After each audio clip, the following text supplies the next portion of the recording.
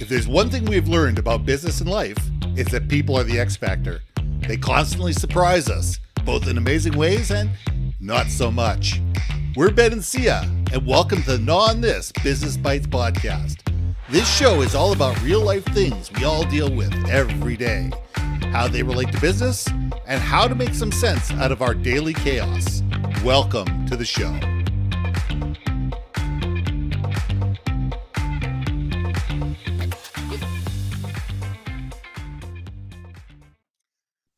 And welcome back to another episode of Gnaw on This Business Bites. I'm Ben and this is Syya. So here's a question for you. Is making no choice making a significant choice? I mean, here's the thing.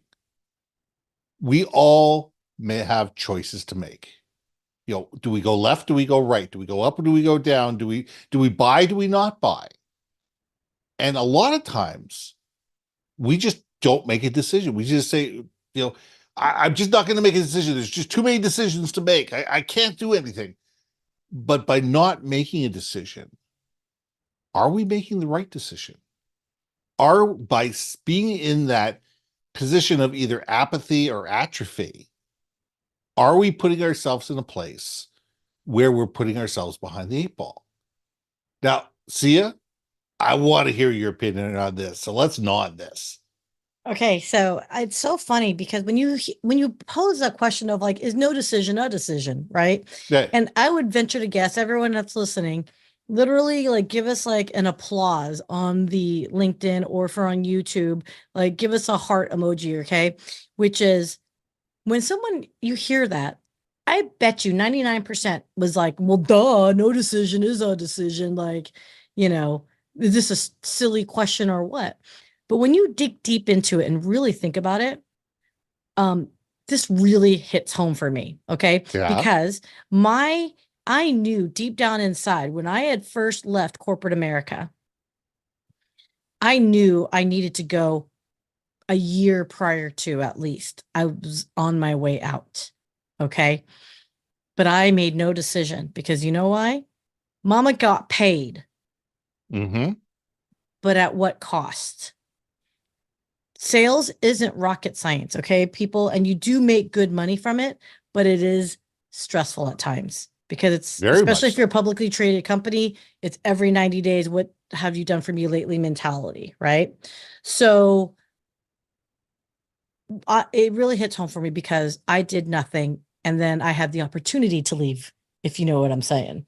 Meaning they made the decision for me and it was a company-wide thing. And I was like, you know what? Do I want to look for another job within the company, or do I just want to take a package and leave? And I decided, you know what? I'm finally going to make that decision because it's already been presented to me. You got to make it, right? And that was one time in life I decided I'm done with corporate America and I haven't looked back since 2017. So there's my Syya not making a decision. And is that a decision story? Well, I mean, by not making a decision, you were forcing other people to make a decision for you because they realized, probably you personally as a whole group, that they were either heavy, they were heavy, they had a lot of dead weight, or there were people that are unhappy or people that were not fulfilled or whatever. And by you not making a decision, you're forcing other people to make a decision for you. And that's the crux of the matter. The crux of the matter is, and are you going to be happy with the decision somebody else makes for you? Just because they make a decision, it's more times than not, it's not in your best interest. No, I mean, yes. In this particular case, you were offered a package, you got out, you went on and did other things. However, you could have also been blindsided and said, hey, wait a second here. I'm comfortable doing what I'm doing. It's fairly easy. I get paid every 2 weeks. I get healthcare benefits. You know what? Looking for another job is a bother. I'm just going to stay here. I'm not really happy what I'm doing, but I'm doing. And all of a sudden, boom, somebody's going to say, I'm sorry, you're done. Here's a bonus. Here's a package. Here's a check. You're out. And you're saying, oh my God, now what do I do? Oof. And a Yeah. lot of people are like that. A lot of people just sit there and, everybody in the audience, you tell me, clap if you've been there. I've been there, where all of a sudden decisions are made for you that certainly are not in your best interest and certainly are not beneficial to you. Yeah. Somebody else has made a decision for you that's in their best interest, that makes their life easier, that is, fits with their agenda, and you're stuck having to deal with the consequences because you didn't get off your duff and make a decision when you had the chance to do it on your own terms and be able to leave on your own steam and be able to change your life in ways that were going to benefit you directly. So that's what I'm getting at, is that we need to sit there and say, hey, wait a second here. Either we make our decisions for ourselves or somebody else is going to make decisions for us. And more times than not, when people make decisions for us, they're not in our best interest. Well, if you think about it, when a decision's made, it's because it's from your perspective, right? I mean, Absolutely. that's what it is. It is what it is. Absolutely.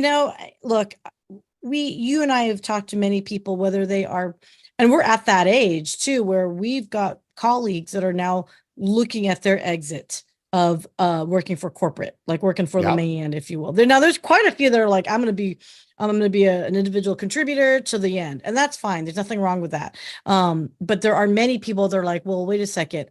Um, I am being repurposed for cheaper labor, right? Yes. I'm now costing the company too much money because I now cost more money because by virtue of my age, healthcare costs are going to increase for Mm-hmm. companies to keep me employed. I actually cost companies more because my salary has gone up commensurate with my years of experience, et cetera. So it is unfortunate. And you guys, it's a reality of life. And you can call it ageism, whatever you want to call it. But the fact of the matter is, in this economy, if you have not prepared yourself to be replaced, you will be replaced, right? So there But are there's those that also are the looking. conscious decision on the other side, where people have been out of the corporate lifestyle for a number of years, and they've sit there and say, you know what?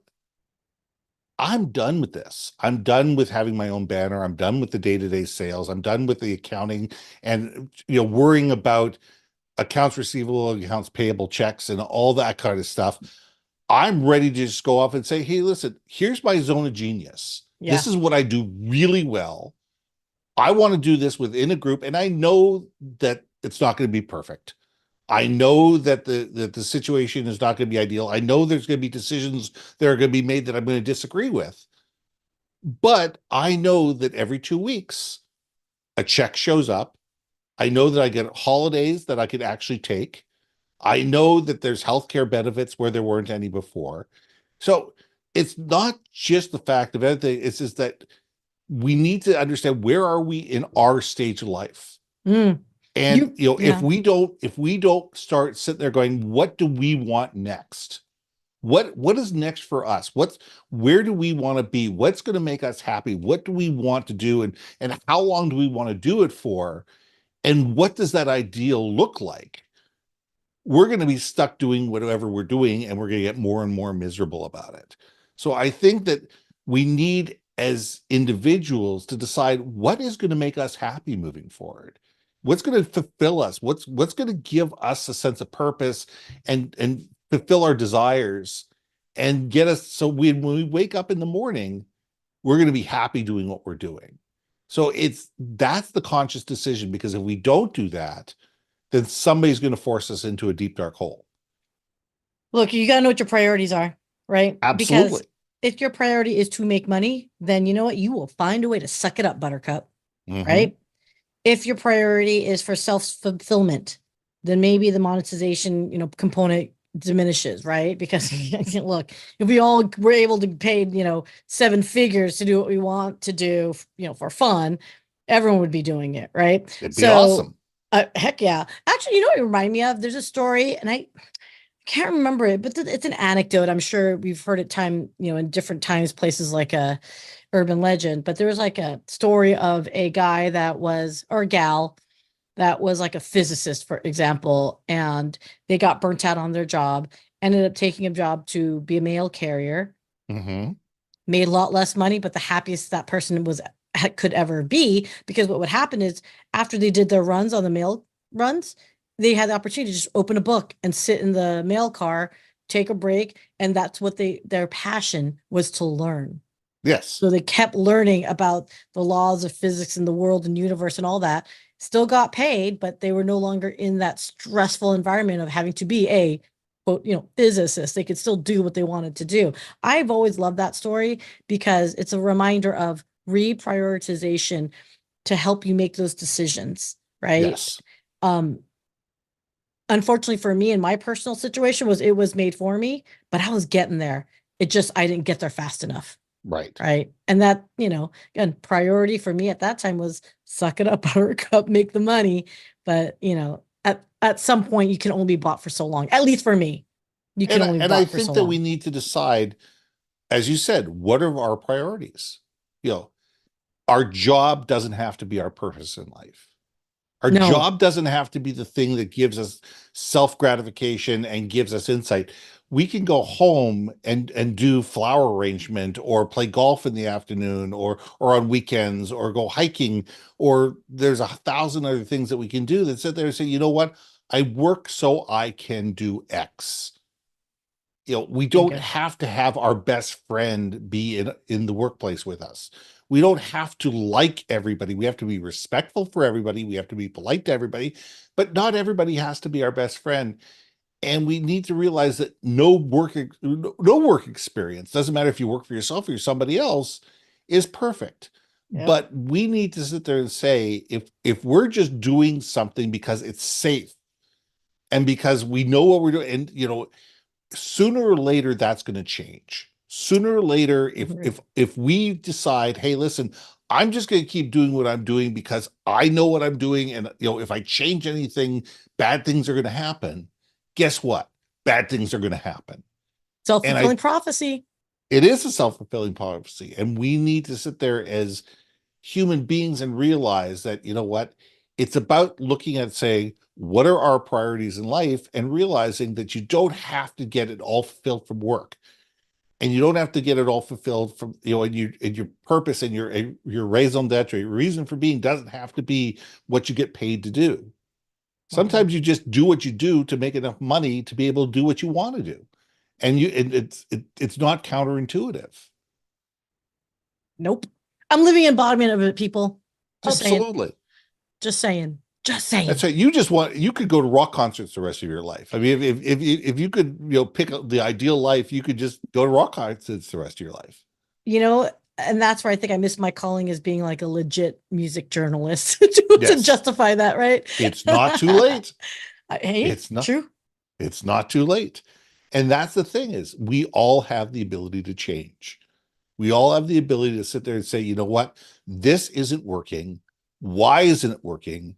What's missing? And what else could I be doing that could be better off for us? And it's not about what's going to make your parents proud. It's not about what's going to make your spouse proud. It's about what's going to sit there and say, you know what, this is going to now enable me to live a life that I'm going to be happy doing.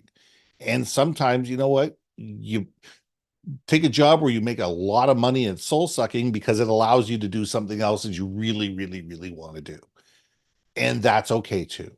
We all need to sit there and say, what are our priorities? Exactly. And if we don't make the decision, as I said before, somebody will make the decision for us, and then we have to live by their rules. And the ultimate question is are you okay with that? So that's something I would challenge everyone that's in the audience is not on that. Are you okay with it? If you don't. And if you're not okay with it, that's your choice too. So let's leave it there. I'm Ben. And I'm Syya. And we'll see you soon.